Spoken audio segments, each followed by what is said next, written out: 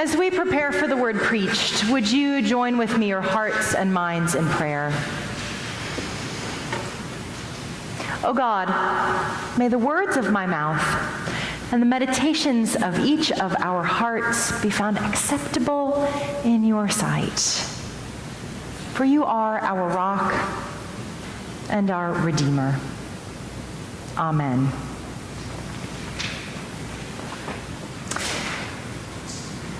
James says, "By our speech we can ruin the world, turn harmony to chaos, throw mud on a reputation, send the whole world up in smoke, and go up in smoke with it. Smoke right from the pit of hell." It seems like these days, we see how speech can ruin the world. The Southern Poverty Law Center has seen an uptick in hate crimes and in hate speech and in hate groups all over this country. And of course, we know that there is speech ruining the world that is coming out of some of the highest offices in our land. Mental health professionals will tell you that they have experienced a surge in people needing their assistance. 2 weeks ago at Chicago Theological Seminary during the opening worship service for the school year, Dr. Stephen Ray said, "We are living in days of violence and division and destruction." And he encouraged his students and faculty and staff to keep courage, to be of good faith. It's why we gather here every single week to remind each other of the first story that was told about the way in which this world came into being. That other people can say other things with their tongue, but God looked at everything and said, "It's good, it's good, it's all good." Now I have to tell you that there are people who live right here in our community of Champaign-Urbana who will say the opposite. People who especially will look at you if you are gay or lesbian or bisexual or pansexual or transgender or genderqueer or however it is that you know yourself to be. And they will look at you and say awful things. Just yesterday at Pride Fest, I went to talk with the guy who always comes to protest my biblical self-defense workshop. And there was a teenager who had on like a rainbow bow tie and a rainbow cape and rainbow stickers and all the rainbow things, who was taking the protester to task. Like, I went over to make sure the kid was okay. The kid was fine, believe me.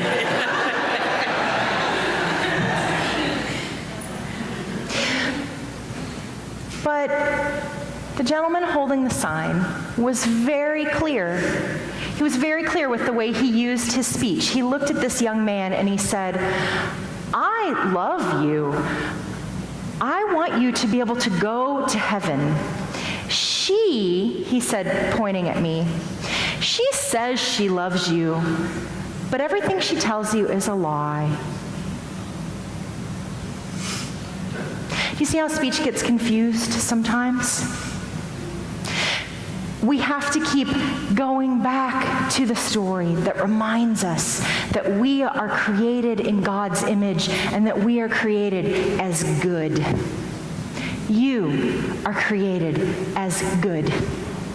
Everything about you is good. Everything about your body is good. Everything.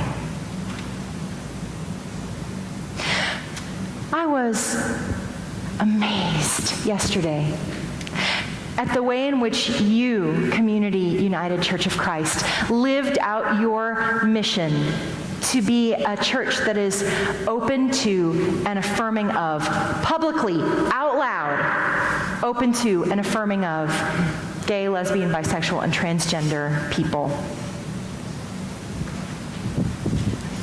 See these hearts? Throughout the year, you cut out 1,700 of these hearts, and we passed almost all of them out yesterday. There were about 40 of us who walked in the parade. And I saw you be very intentional about walking up to people and handing them a heart, not with the advertisement of our church in their face, but with the message that they are loved. When we were walking past Pizza Antica, I think it was, I looked up and saw a woman with very, very short hair. And she had spacers in her ears, big bracelets on, standing there. So I walked over to her, looked her right in the eye, and said, "You are loved for exactly for who you are." And she winced. Sometimes we spend so much time protecting ourselves from all of the bad things that people say about us, that when someone reminds us that we are good and we are loved and we are beloved, it's hard to take in. I handed a heart to another woman who, as soon as she got it in her hand, she said, "Oh, thank you. I have one of these from last year taped on my mirror in my bathroom. I look at it every day, and I have another one taped inside of my journal where I look at it every time I go to write something."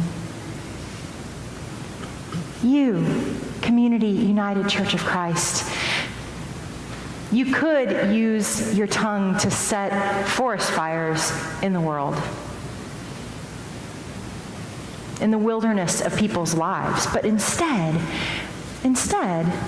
you've made a commitment to kindle the kind of fire that gives people sustenance and warmth when life gets cold and desolate. Nancy Smith had this idea she saw online that we should offer free mom and dad hugs at our booth. Now, I know that this came as a surprise to some of you, that you had no idea that there were people in the world whose own parents had cut them off because of their sexual orientation or gender identification. But that is true. And so, this gift of grace and love and acceptance was offered. We had, 5 or 6 different CUCCers with big signs around their necks that said, "Free mom hugs, free dad hugs," and then people who stood at the booth all day long and called out to folks as they walked by, "Do you need a mom hug? Do you need a hug from a dad?" Ellen Wilcox told me this story. She said that a teenager said, "Yeah, I do need a hug." And this beautiful child, Ellen said, stood in my arms and wept and said, "My mother will not call me by the name that is in my heart. She refuses to do that. And the only thing that ever comes out of her mouth is how broken and bad I am. Home's not a good place for me," this kiddo said. "But I don't have any place else to go." And Ellen said, "Well, you can be here right now with me." I watched Michael Trout stand with this very tall young woman who had a rainbow cape on. He said, "Do you need a dad hug?" And she came and hugged him. And then you know what happens to somebody's body when they stop trying to hold themselves up in the world? She crumpled a little bit into his arms, and then she began to weep and became very self-conscious, as we all do when we're crying in public. Well, who wants to do that? "I'm sorry, I'm sorry, I'm sorry," she said. And Michael just said to her, "Oh, composure's so overrated." And then they stood there with their arms around each other. She stood there and laid her head on his shoulder, just like a dad would do. A dad who loves their kid no matter what. I walked up to the booth after the parade, and Ramona Oswalt said to me, "I have hugged cubs and leather daddies and everybody in between." She said, "I hugged this very large, sweaty man in a harness and a leather kilt. He came back for another hug. It's great," she said. "It's been so great." And then she said, every person, when I hug them, I tell them the thing that I think they need to hear. You are perfect just as you are. I am so glad you are here today. I am so glad you're alive. You are a blessing. Nancy and Ramona were standing there later when a whole crew of teenagers came up to them and said, "We'd like a group hug. Is that okay?" Of course. And by the time the group hug was over, everybody was crying. So many tears.